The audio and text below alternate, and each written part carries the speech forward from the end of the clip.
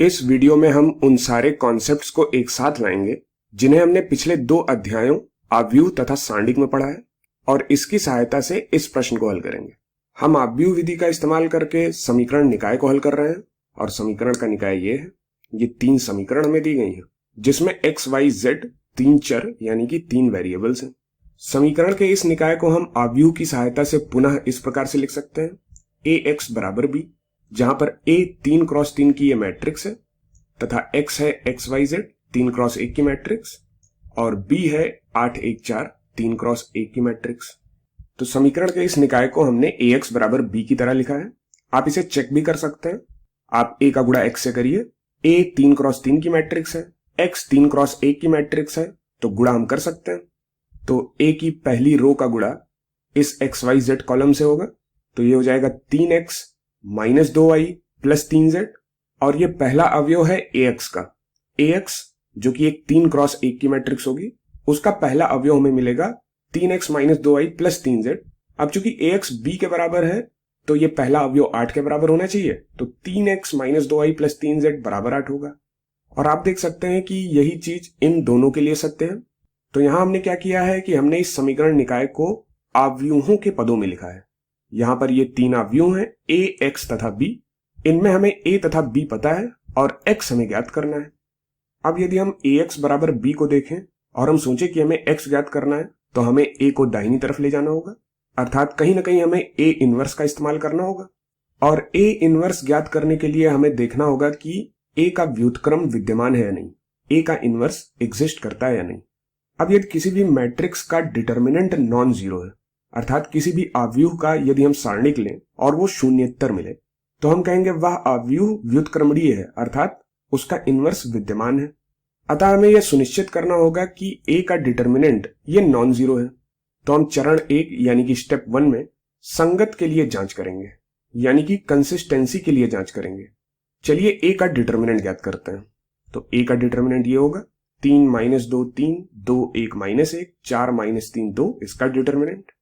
तो इसका प्रसार हम पहली पंक्ति के अनुसार करते हैं, तो ये बराबर हो जाएगा 3 पहली पंक्ति तथा पहले स्तंभ को छिपाया, तो गुणे में इस 2/2 का डिटर्मिनेंट आ जाएगा जो कि होगा 2 गुणे 1 माइनस माइनस 3 गुणे माइनस 1, तो 2 माइनस माइनस 3 का गुणा माइनस 1 के साथ प्लस 3, तो 2 माइनस 3 माइनस माइनस 2, तो यहां पे आएगा माइनस माइनस 2, लेकिन ये प्लस 2 हो जाएगा माइनस का गुणा माइनस से। अब इसके ब्रैकेट में क्या बचेगा, पहली पंक्ति दूसरे स्तंभ को छिपाया, तो 2 माइनस 1 4 2, इसका डिटर्मिनेंट बचेगा और ये 2 के साथ गुणा होगा, तो ये हो जाएगा 2 गुणे 2 4 माइनस 4 गुणे माइनस 1 माइनस 4, तो 4 माइनस माइनस 4 जो कि हो गया 4 प्लस 4 प्लस 3 का गुणा पहली पंक्ति और पहले स्तंभ को छिपाया, तो इस डिटर्मिनेंट के साथ 2 1 4 माइनस 3, इस 2/2 के डिटर्मिनेंट के साथ 3 का गुणा, तो ये हो गया माइनस 3 गुणे 2 माइनस 6 माइनस 4 गुणे 1 4, तो माइनस 6 माइनस 4। तो इसको हल किया तो 2 माइनस 3 माइनस 1, तो ये हो गया माइनस 3 4 प्लस 4 8 8 का गुणा 2 से 16 माइनस 6 माइनस 4 माइनस 10 का गुणा 3 से माइनस 30, तो माइनस 3 माइनस 30 माइनस 33, तो ये हो गया 16 माइनस 33 जो कि माइनस 17 के बराबर है और ये नॉन जीरो है, शून्येतर है, अर्थात a का इनवर्स विद्यमान है, यानी कि हम a इनवर्स का इस्तेमाल कर सकते हैं। तो चलिए आगे बढ़ते हैं और a इनवर्स को ज्ञात करते हैं। अब a इनवर्स कैसे ज्ञात करेंगे हम, तो a इनवर्स ज्ञात करने के लिए हमें a का एडजॉइंट चाहिए होगा और a का एडजॉइंट ज्ञात करने के लिए हमें कोफैक्टर्स यानी कि शाखंड चाहिए होगा और शाखंड ज्ञात करने के लिए हमें माइनर्स चाहिए होगा, उपसांडिक चाहिए होगी, अर्थात अभी तक जितना कुछ भी पढ़ा है सभी का इस्तेमाल यहाँ पे होगा। तो चलिए सबसे पहले हम a का एडजॉइंट ज्ञात करते हैं, अर्थात a का सहखंडज अवयव ज्ञात करते हैं। तो एडजॉइंट ऑफ a बराबर होगा a के कोफैक्टर्स से बनी मैट्रिक्स का ट्रांसपोज, यानी कि a के सहखंड से बने अवयव का परिवर्त, अर्थात इस अवयव में उपस्थित प्रत्येक अवयव a में उपस्थित अपने संगत अवयव का सहखंड है। अब एक तरीका कोफैक्टर्स को ज्ञात करने का यह है कि हम सबसे पहले सभी माइनर्स को लिख दें, सभी उपसारणिक को लिख दें और इन 4 स्थानों पर माइनस का चिन्ह लगा दें, क्योंकि इन 4 स्थानों के लिए सहखंड ऋणात्मक उपसारणिक के बराबर होगा और शेष बचे हुए स्थानों के लिए सहखंड उपसारणिक के बराबर ही होगा। तो a के प्रत्येक अवयव के उपसारणिक लिखने के बाद हम इन 4 स्थानों पर माइनस का चिन्ह लगाएंगे और बाकी बचे हुए ऐसे ही आ जाएंगे। अब चलिए उपसारणिक यानी कि माइनर्स को ज्ञात करते हैं। तो ऊपर बाएं कोने पर उपस्थित जो अवयव है इसका माइनर क्या होगा, ये हो जाएगा 2 गुणे 1 माइनस माइनस 3 गुणे माइनस 1, तो 2 माइनस 3। इस वाले अवयव का उपसारणिक, तो इसको छिपाया, 2 गुणे 2 माइनस 4 गुणे माइनस 1, तो 2 गुणे 2 हुआ 4 माइनस 4 गुणे माइनस 1, ये हो गया माइनस माइनस प्लस, 4 गुणे 1 4, तो 4 प्लस 4 हुआ, तो माइनर हुआ 4 प्लस 4 और कोफैक्टर हुआ माइनस ब्रैकेट में 4 प्लस 4। अब इस वाले अवयव के लिए इसको छिपाया, माइनस 3 गुणे 2 माइनस 6 माइनस 4 गुणे 1 4, तो माइनस 6 माइनस 4। अब इस वाले अवयव के लिए माइनर, इसको छिपाया, 2 का गुणा माइनस 2 से माइनस 4 माइनस माइनस 3 का गुणा 3 से माइनस 9, तो माइनस माइनस प्लस हुआ, तो यहां प्लस 9 आ गया। तो इसका माइनर हुआ माइनस 4 प्लस 9 और कोफैक्टर हो गया माइनस ब्रैकेट में माइनस 4 प्लस 9। अब इस वाले अवयव के लिए इसको छिपाया, 3 का गुणा 2 से 6 माइनस 4 का गुणा 3 से 12।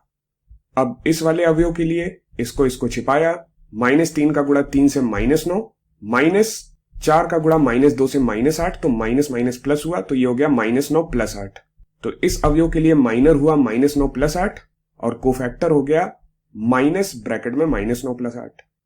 अब इस वाले अवयव के लिए इसको छिपाया, तो माइनस 2 गुणे माइनस 1, ये हुआ प्लस 2 माइनस 1 गुणे 3, तो 2 माइनस 3। इसके लिए इसको छिपाया, तो 3 का गुणा माइनस 1 से माइनस 3 माइनस 2 का गुणा 3 से 6, तो माइनस 3 माइनस 6। तो इस अवयव के लिए माइनर हुआ माइनस 3 माइनस 6 और कोफैक्टर हुआ माइनस ब्रैकेट में माइनस 3 माइनस 6। अब इस अवयव के लिए इसको छिपाया, 3 का गुणा 1 से 3 यहां पे माइनस 2 का गुणा माइनस 2 से, तो माइनस 4, तो माइनस माइनस प्लस हुआ, तो ये हो गया 3 प्लस 4। तो इन 4 स्थानों पर माइनर्स पे हमने माइनस का चिन्ह लगा दिया, तो हमें कोफैक्टर्स मिल गए और बचे हुए स्थानों के लिए माइनस ही कोफैक्टर्स के बराबर है। तो ये सारे के सारे कोफैक्टर्स लिखे हुए हैं। अब इसका ट्रांसपोज लेने पर हमें एडजॉइंट ऑफ ए मिल जाएगा। तो चलिए पहले इसे सरल करते हैं। तो सरल करने पर ये मिलेगा, 2 माइनस 3 माइनस 1, 4 4 8 और माइनस का चिन्ह तो माइनस 8, माइनस 6 माइनस 4 माइनस 10, 9 में से 4 गया 5 और माइनस का चिन्ह बाहर तो minus 5, 6 minus 12 minus 6, minus 9 plus 8 minus 1 और माइनस का गुणा हो गया तो plus 1, 2 minus 3 minus 1, minus 3 minus 6 minus 9 और बाहर माइनस का गुणा हुआ तो प्लस 9, 3 प्लस 4 7। अब इसका ट्रांसपोज ले लिया, तो ट्रांसपोज क्या होगा, पंक्ति स्तंभ में बदल जाएगा और स्तंभ पंक्ति में बदल जाएगा। तो पहली पंक्ति पहला स्तंभ बन गई, तो माइनस 1 माइनस 8 माइनस 10 ये पहली पंक्ति है, तो ट्रांसपोज लेने पर ये पहला स्तंभ माइनस 1 माइनस 8 माइनस 10 हो गया। Minus 5 minus 6 1, minus 5 minus 6 1, minus 1 9 7, minus 1 9 7। तो ए का एडजॉइंट मिल गया हमें, जो कि ये 3 क्रॉस 3 की मैट्रिक्स है। अब चलिए ए इनवर्स ज्ञात करते हैं।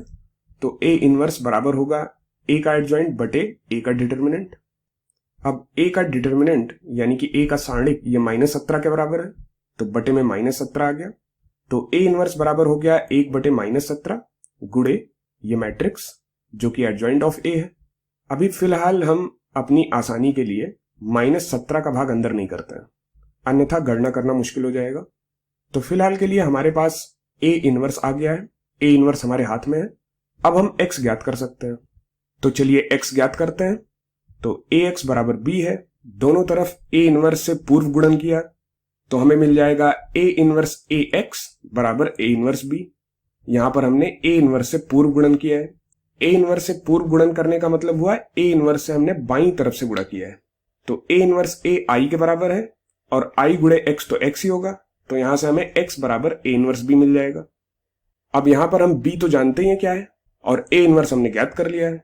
अब हमारा काम a इनवर्स का गुणा b से करना है, तो चलो करते हैं इसे। तो ये हो जाएगा a इनवर्स यहां पे 1 बटे -17 और ये मैट्रिक्स गुणे b क्या है 8 1 4, 8 1 4 यहां पे। तो ये 3 क्रॉस 3 की मैट्रिक्स है और ये b 3 क्रॉस 1 मैट्रिक्स है, तो इसका गुणा हम कर सकते हैं।